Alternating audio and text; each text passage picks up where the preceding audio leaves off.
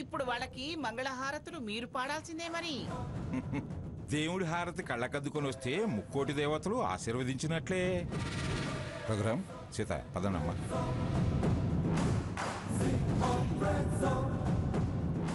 పదరా సాకేత్.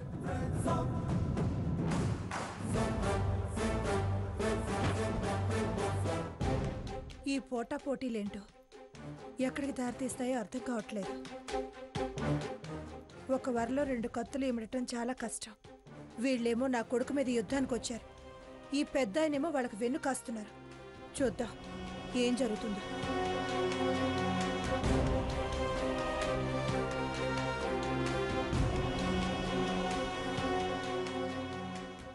రేయ్, ఒక నిమిషం కూర్చొని రా, కాసిన మంచినీళ్ళు దాకా వెళదాం. స్వర్ణ, కాసిన మంచినీళ్ళు తీసుకురామ్మా. తాతయ్య గారు, ఏంటి మీకు కూడా సెంటిమెంట్లు ఉన్నాయా? అన్నీ మీ మంచి కోసమేనమ్మా. అయినా పెద్దలు అనుభవంతో చెప్పేవే శాస్త్రాలు అవుతాయి. పదని కూర్చుందాం. పదరా కూర్చో.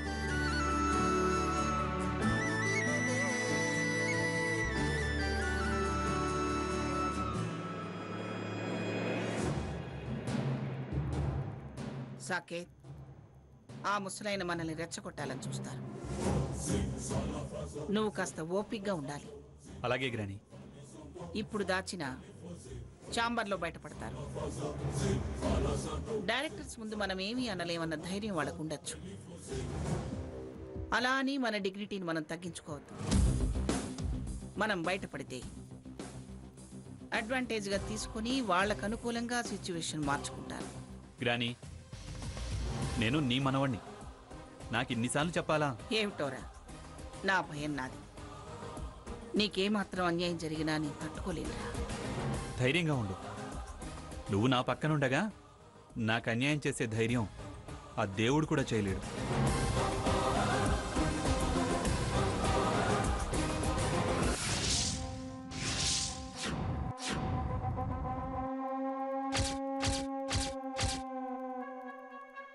నమస్కారం అండి. నమస్కారం అమ్మా. నమస్కారం అమ్మా. నమస్కారం అండి.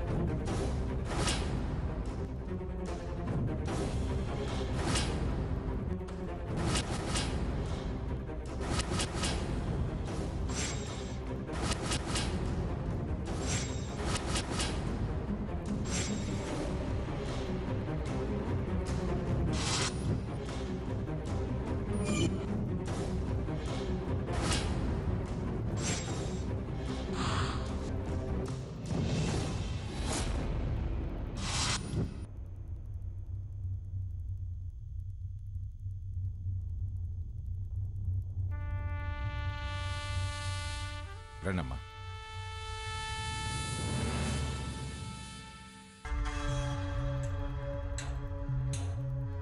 ఏమిటి మిమ్మల్ని ఈ సంత సరుకుని వెంటేసుకొచ్చారు? ఇది కాన్ఫరెన్స్ హాల్ అని మీకు తెలీదా? బోర్డ్ మీటింగ్ అని తెలిసి కూడా వీళ్ళని ఎందుకు వెంటేసుకొచ్చారు? కూర్చోండమ్మా.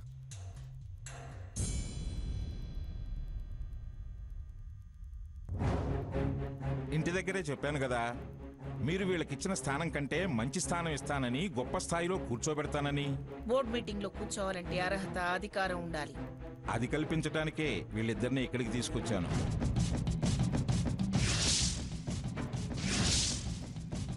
అంటే నా వాటాలో షేర్స్ కొన్ని డైరెక్టర్స్ హోదాకి తగ్గట్లుగా ట్రాన్స్ఫర్ చేశాను వీళ్ళ పేరున.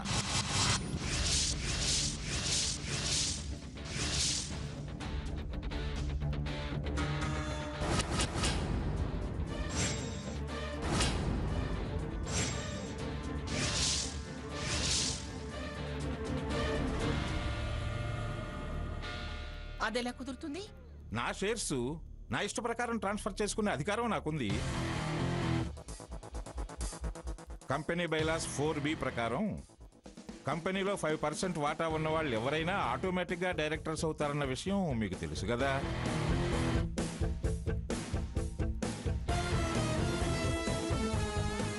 నా వాటా అంటున్నారంటే ఆ మృత్యుంజయ షేర్స్ ఈయన కొనలేదన్నమాట. వాటికి సంబంధించిన పేపర్స్ అన్ని ఆల్రెడీ కంపెనీ మేనేజర్ గారికి సబ్మిట్ చేయడం జరిగింది. కావాలంటే ఒకసారి వెరిఫై చేసుకోండి.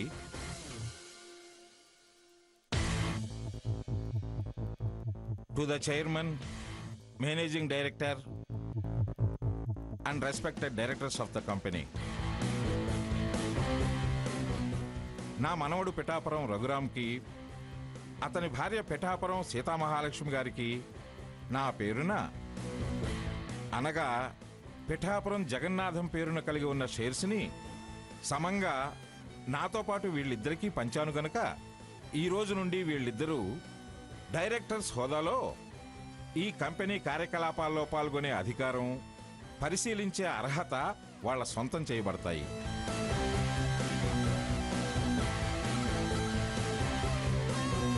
అంటే ఇక్కడ వర్క్ని వాళ్ళు సూపర్వైజ్ చేస్తారా? అందుకే కదా తాతయ్య మమ్మల్ని డైరెక్టర్స్ చేసింది. తలా తోక తెలియని మీరేమిట్రా సూపర్వైజ్ చేసేది? మాకు తలకాయ ఉంది, దానిలో బుర్ర కూడా ఉంది.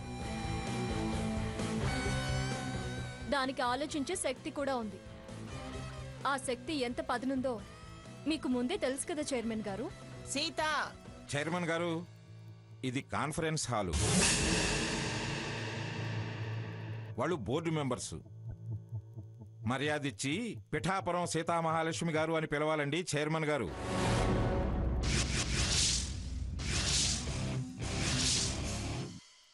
డైరెక్టర్స్కి రెస్పెక్ట్ ఇవ్వకపోతే చైర్మన్ సీటుకే ఎసురొస్తుంది. సరే అలాగే కానివ్వండి రిటైర్డ్ జడ్జి గారు.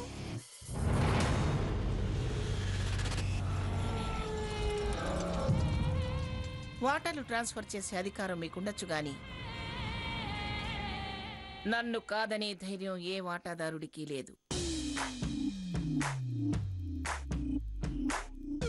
మీ ముగ్గురి షేర్ వాల్యూస్ మొత్తం కలిపినా 25% కూడా దాటదు. నాతో కలిపిన మనవడి వాటానే మోర్ దెన్ 40%. ఆ నలుగురు మీతో కలిసిన మొత్తం కలిపి 35%. ఇకపోతే ఆ మృత్యుంజయ షేర్ 25%.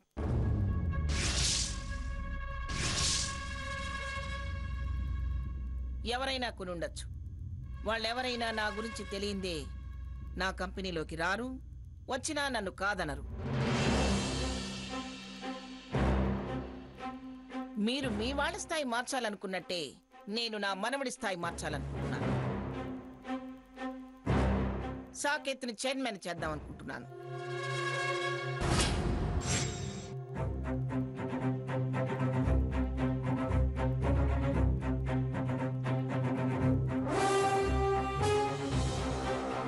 మా అంగీకారం లేకుండా ఎలా మారుస్తారు? గతంలో మాదిరిగానే ఎప్పుడు చైర్మన్ ఎన్నిక లాంఛనమేగా. నాకు లభించే సపోర్ట్ వీడికి కూడా లభిస్తుంది. వీడు ఏకగ్రీవంగానే చైర్మన్ అవుతాడు. అప్పుడు వేరు, ఇప్పుడు వేరు. ఇవాళ వీళ్ళు కొత్తగా వాటాదారులయ్యారు. అయితే వీళ్ళకి ఏమైనా కొమ్ములున్నాయా? చైర్మన్ నిర్ణయమే ఫైనల్. కొమ్ములు తోకలు కాదు, రైట్స్ ఉన్నాయి. మా ఒపీనియన్స్ మాకుంటాయిగా. వీళ్లే కాదు, ఆ మృత్యుంజయ వాటా కొన్నవాళ్ళు కూడా ఒప్పుకోవాలి కదా. ఎవరైనా ఒప్పుకొని తీరాల్సిందే. చూడండి చైర్మన్ గారు, ఇది మీ సొంత వ్యవహారం కాదు. కంపెనీ వాటాదారుల మీద ఆధారపడి ఉంటుంది. మీరు తప్ప ఇంకే వాటాదారుడు నాకు వ్యతిరేకంగా ఓటు వేయడు. అది వాళ్ళు వస్తే గానీ తెలియదు. మీ ప్రపోజల్స్, ఈ మీటింగు పోస్ట్ పోన్ చేయండి. చైర్మన్ గురించి నెక్స్ట్ ఇయర్ ఆలోచిద్దాం. కుదరదు. వాడు ఎలాంటి ఇన్ఫర్మేషన్ కానీ ఇంటిమేషన్ కానీ చేయలేదు. సాకేత్నే చైర్మన్ గా డిక్లేర్ చేస్తున్నాను. నేను అబ్జెక్ట్ చేస్తున్నాను. నేను అబ్జెక్ట్ చేస్తున్నాను. నేను అబ్జెక్ట్ చేస్తున్నాను. నేను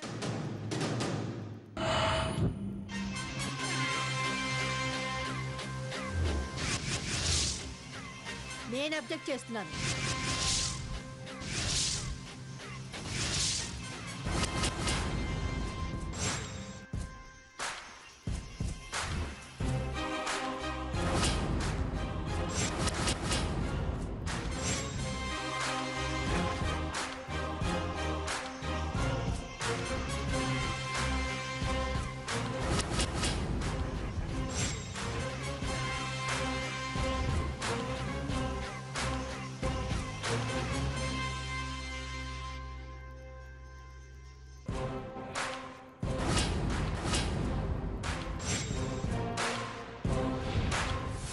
నీది అనుకున్నది ఏది నీది కాకుండా చేస్తాం.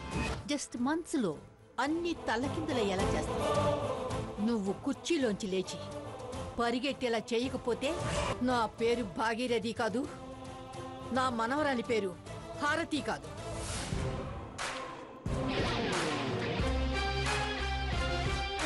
నమస్కారం అండి. మహిళారత్న శ్రీమతి పిఠాపురం మంగమ్మ గారు.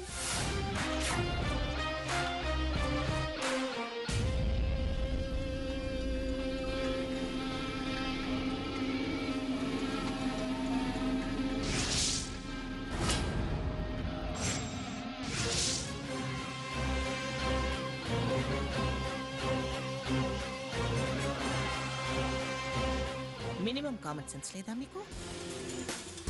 పర్మిషన్ లేకుండా డైరెక్ట్ గా కాన్ఫరెన్స్ హాల్లోకి వచ్చి కూర్చున్నారు.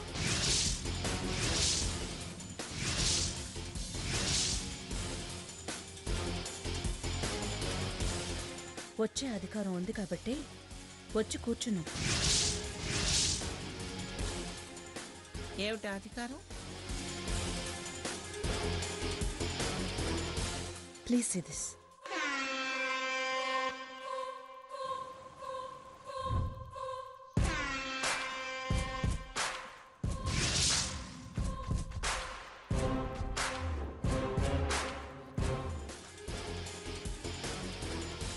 Please see this.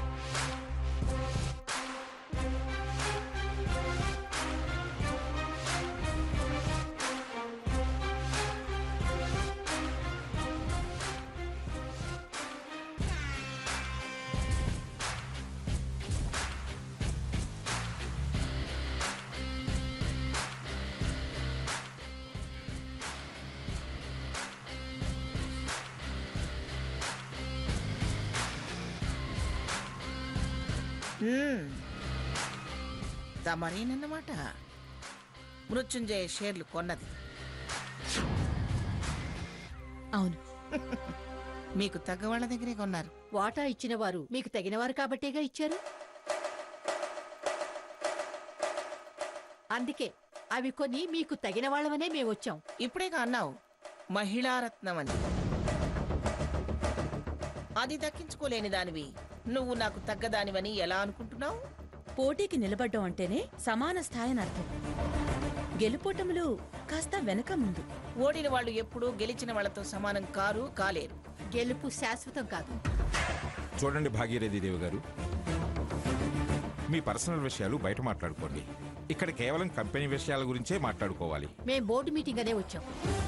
చైర్మన్ గారి పర్సనల్ విషయం ఎత్తారు. మీరు ఫలానా అని తెలీదుగా. ఇప్పుడు తెలిసింది కదా. వెల్కమ్ భాగీరథి దేవి గారు. వెల్కమ్ హారతి గారు. మచ్చిక చేసుకుని చైర్మన్ సీటుకి ఎసరు పెట్టాలనుకుంటున్నారు. స్వాగతాలు పలికితే సపోర్ట్ చేస్తారనా? క్షమించండి చైర్మన్ గారు. పుల్లవిరుపు మాటలాపి ప్రొఫెషనల్ టాపిక్ రండి. Manga pharmaceutical company private limited 1998లో ఎస్టాబ్లిష్ చేశాను. అప్పటి నుంచి ఈ కంపెనీ చైర్మన్ గా వ్యవహరిస్తూ చాలా అభివృద్ధిలోకి తీసుకొచ్చాను. ఆ చరిత్ర అంతా మాకు తెలియకుండానే మేము వాటాదారులం అయ్యావా? చరిత్రలేదు, ప్రజెంట్ ఎజెండా చెప్పండి. ప్రతి సంవత్సరం లాగానే company balance sheet, profit and loss statement present చేయడం. ఇప్పటిదాకా ఈ కంపెనీ చైర్మన్ గా నేను, ఎండీగా నా మనవడు సాకేత్ దీన్ని అభివృద్ధి చేశాను. యువతని ప్రోత్సహించాలని ఈ సంవత్సరం నుంచి నా మనవడిని చైర్మన్ గా చేసి నేను తప్పుకుందాం అనుకుంటున్నాను. మంచి ఆలోచన.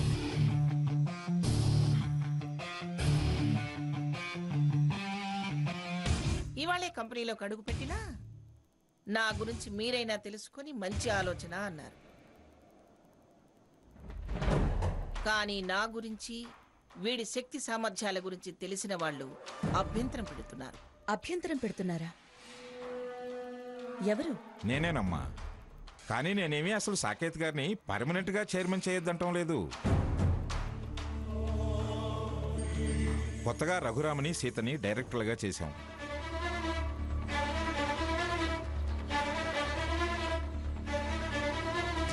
ఇంత క్రితం వరకు మీరెవరో కూడా తెలియదు. అందుకే ఇప్పుడు వద్దు, ఓ సంవత్సరం ఆగిన తర్వాత మంచి చెడు అందరి నైపుణ్యము చూసి అప్పుడో సమర్థుణ్ణి చైర్మన్ చేద్దామనేది నా ఉద్దేశం. మీ ఆలోచన బాగానే ఉందండి. ఏంటి బాగుండేది? నా సమర్థత అందరికీ తెలిసిందే.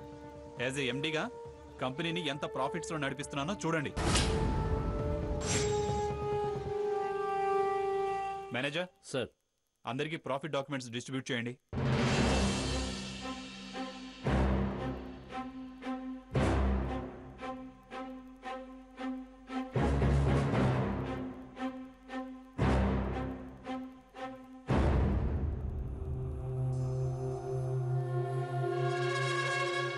సార్, అందరికీ ప్రాఫిట్ డాక్యుమెంట్స్ డిస్ట్రిబ్యూట్ చేయండి.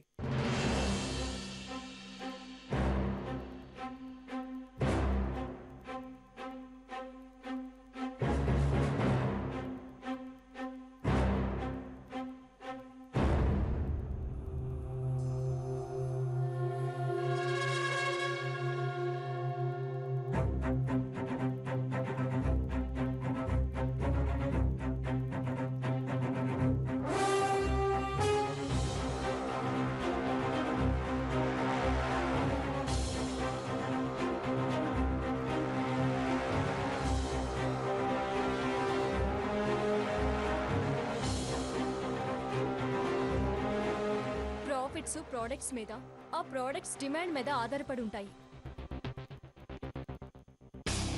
అది వేరు, అడ్మినిస్ట్రేషన్ వేరు.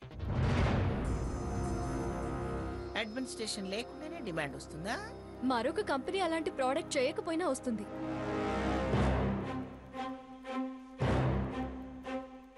ఎలా అయినా రాని, నా ప్రపోజల్ని పోస్ట్ పోన్ చేయదలుచుకోలేదు. ఎందుకండి ఈ గొడవ? జగన్నాథం గారు చెప్పినట్టు నెక్స్ట్ ఇయర్ చూద్దాం. కుదరదు, ఇప్పుడే తేలాలి. నెక్స్ట్ ఇయర్ అయినా మా సపోర్ట్ మీకే సాకేత్ గారు.